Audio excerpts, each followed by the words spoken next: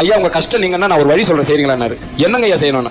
தினம் சிவாயனம்னு சொல்லிட்டு சாப்பிடுங்கன்னாரு. அவர் கைக்கோள் முதலியார். கொஞ்ச நேரம் இறங்கினா கூட வேலை கட்டணும். ஆகினால் அவர் என்ன பண்ணாரு, என்னால இந்த சாமி எல்லாம் கும்பிட்டு இருக்க முடியாது, வேற என்ன ஐடியா சொல்லுனாரு. சரி தினம் திருநீர் இட்டுட்டு சாப்பிடுவேன். அது கூட என்னால முடியாது, வருவாங்க அப்படியே தறியில நான் சாப்பிடுவேன், அதெல்லாம் எதிர்பார்க்க முடியாது. திருநீர் இட்டவங்களை பார்த்துட்டாவது சாப்பிடுறியா, இது கொஞ்சம் எளிமையா இருக்குது, இது ஒன்னா ஒத்துக்கிறேன்ட்டாரு அவரு. அப்போ அவர் எதை வச்சு சொன்னார்னா, அவர் வீட்டுக்கு எதிரிலே ஒரு கொயவன் ஒருத்தர் இருக்கிறார், கொசவன்.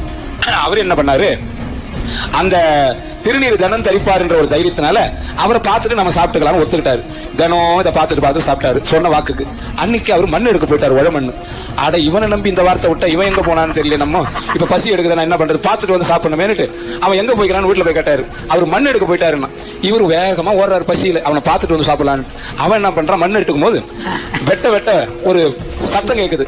என்னன்னு தேன்னா புதையல் கிடைச்சிக்குது. அப்படியே யாரும் பார்க்க கூடாதுன்னு சந்திரி பண்ணாம தூக்குற நேரம் பார்த்து இவன் போய் அங்க நின்று அவன் முகத்தை மட்டும் பார்த்தான். இவன் என்ன பண்ணா, முகத்தை மட்டும் பார்த்துட்டு பார்த்துட்டேன்னு வந்துட்டான். இவன் எதை பார்த்தான்னு சொல்லல.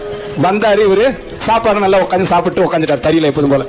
நான் யாரும் பார்க்கலன்னு பார்த்தா இவன் வேற பார்த்துட்டு போயிட்டான்னுட்டு அவன் பார்த்தது முகத்தை, திருநீரிட்ட முகத்தை. அவன் என்ன பண்ணா, வந்து எப்பா நீ யாருக்கிட்டையும் சொல்லாத, இந்த பதில் வீணா போயிடும், இதுல பாதி உனக்கு தரேன் அப்படின்னு கொடுத்துட்டு போயிட்டான். முகத்தை, திருநீரிட்ட முகத்தை பார்த்ததுக்கே பாதி கிடைச்சா நீங்க இட்டா எவ்வளவு கிடைக்கும்னு யோசிச்சுக்கீங்க. சிவாய சிவாய்.